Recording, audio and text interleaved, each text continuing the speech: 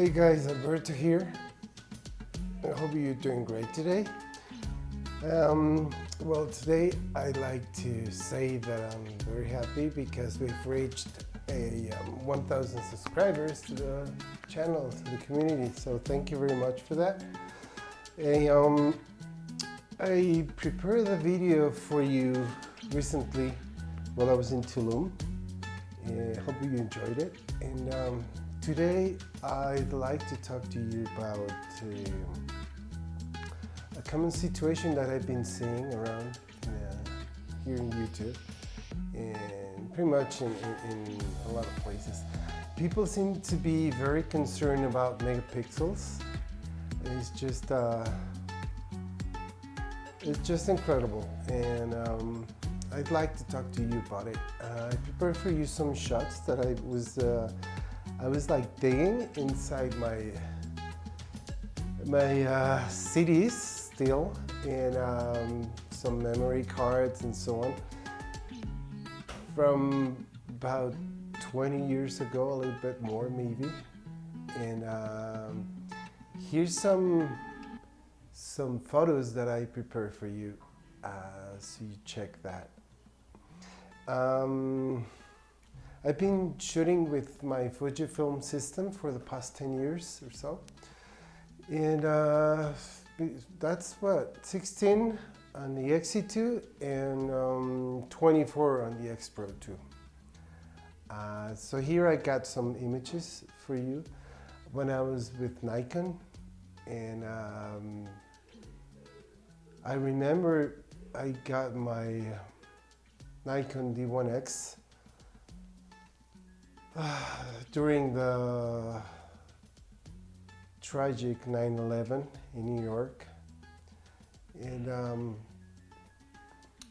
it's been a long time, and I was like the top of the line, and it was a full frame, and it was only 6 megapixels.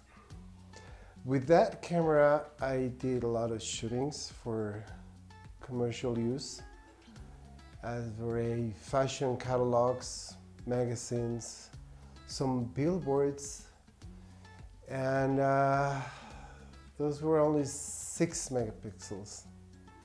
So I found some of those images that I'm going to share with you right now, compared with those recently done with the Fujifilm system. And as for when you're posting, like back in the day, those images were used for catalogs, as I said, magazines, which are basically the same size, and billboards are printed at low resolution because they're intended for the viewer to see them from far away, and they were looking great, honestly. And so with this, what I want to say is that it's always going to be this megapixel race. So you don't need more megapixels. Instead, you should focus on your composition and your storytelling. Megapixels, as far as I can tell you, may be important for large prints, if so. And if you have a camera with 8 or 12 or 16 or 24, you don't need to go up and get a 60 or 100 and then go back and reduce the sizes of those files, which are huge. And of course, aside of that camera, you're gonna have to buy a very powerful computer. So don't fall into that trap, guys. I'm gonna show you these images right here. These images were shot with the Nikon D1X, and they're only 6 megapixels. And here's one person, one model, shot with that camera. And here's the same person 24 years after the previous shots with the XE2 or X PRO 2. Yeah, both of them. So basically, what I want to say is that you don't need to upgrade due to megapixels. Like, while you want to buy a 60 or 100 megapixel camera and plus lenses, and of course you need a more powerful computer and external discs, because you're gonna be using a lot of storage for the large file sizes. And then you're gonna, of course, you're gonna require a lot of processing RAM for your computer to work on them. And then what are you gonna do with them? Are you gonna go and crop them to a tiny file size to share it on a video or online? Or what are you gonna do with that file size?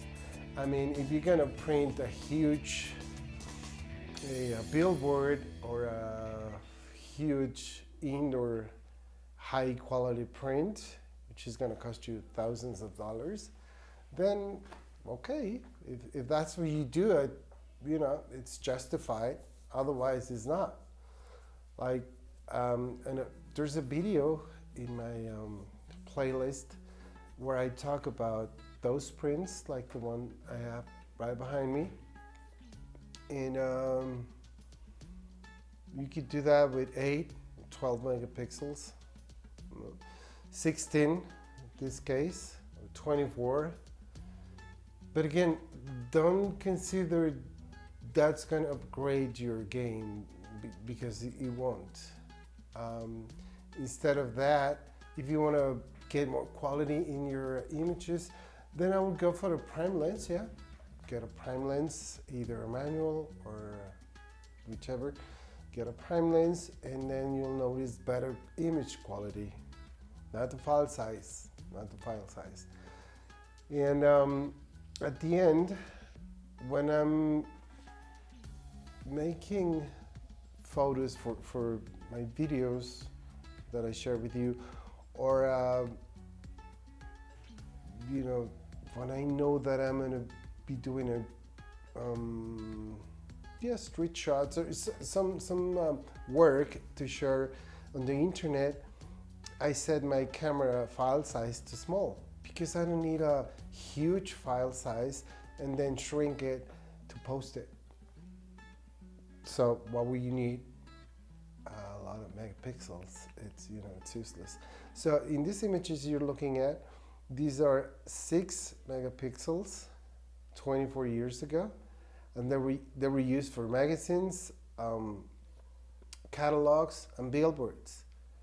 Now, I'm not saying that there's no difference between those and the ones I get now from my Fujifilm system.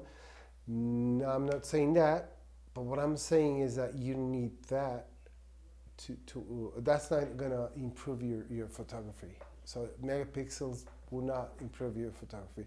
If I shoot a landscape intended for printing, for large printing, then yes, I could use them, because I'm gonna print like that. But even with 16 or 24, I could print more than that, larger than that. I could print billboards, because the billboards are gonna be, you're gonna be looking at a billboard from your car in the street in, I don't know, probably 100 yards away, 50, 60, 40, I don't know. You're not gonna be looking at it like right in front of your eyes. And in this case, even if you do that, which is not, what it's intended for, you won't find any issues with the megapixels. And so don't fall into that trap, guys. Don't think the more megapixels, the better your photography, because it's not true. Now, back in the day, I used to shoot commercially with, either before digital, I was shooting with medium format, but it was different because we were printing right from the negative onto the paper. And when we wanted to use those shots for commercial use, we will go on a drum scanner and to make that file digital, work on it, and then print it. But that's a different story. I only have one film camera nowadays, which is a medium format, and I haven't used it in probably 3-4 years because of the process involved in it. You gotta understand that, yeah, film, the emulsion and the grain, it's beautiful, yes. So if you want to shoot film, it's great. But then you need to learn how to develop your film and how to print on paper. Because if you're gonna be shooting film and then take the rolls to the lab and then having the lab making you proof sheets and so on and so forth, you're gonna spend a lot of money. So you gotta consider that. That's very expensive, especially nowadays, because it's coming rarer than when it was the only way. And so shooting film and then scanning on a flat scanner at home, that's not going to give you a good quality at all. You never had, and it doesn't. I mean, I've seen it, and it's like, what's the purpose on shooting medium format film to scan it and lose, I don't know, 60% of the quality? I don't see the reason. I don't see it. If you're gonna scan it through a drum scanner, then yeah, you'll get a beautiful file. And then what are you gonna do with it? Are you gonna crop it to a 3-4 megapixel? And you won't see the quality of the original. And if you're gonna be printing on paper and doing your own craft, that's great. It looks beautiful. But if you are not, then I don't see the reason of shooting film and then going home and shooting with your digital camera, your negatives, and then I don't know. I mean, I wouldn't do that at all. And yeah, but if you want to cover that subject, I could talk to you about film photography. I got a bunch of slides and negatives and 35 and medium format. May have some large format files in slide film, but that's for another video. So thank you very much for watching. Thank you for the subscriptions. We're growing the community, and it makes me happy. I mean, thank you very much, and I'll be trying to post more often content about all things photography. If you have any suggestions, if you want me to talk about certain subject, go ahead and post it down below, and I'll go over it, and we'll go from there. So thank you very much, and we'll see you in the next one. Late.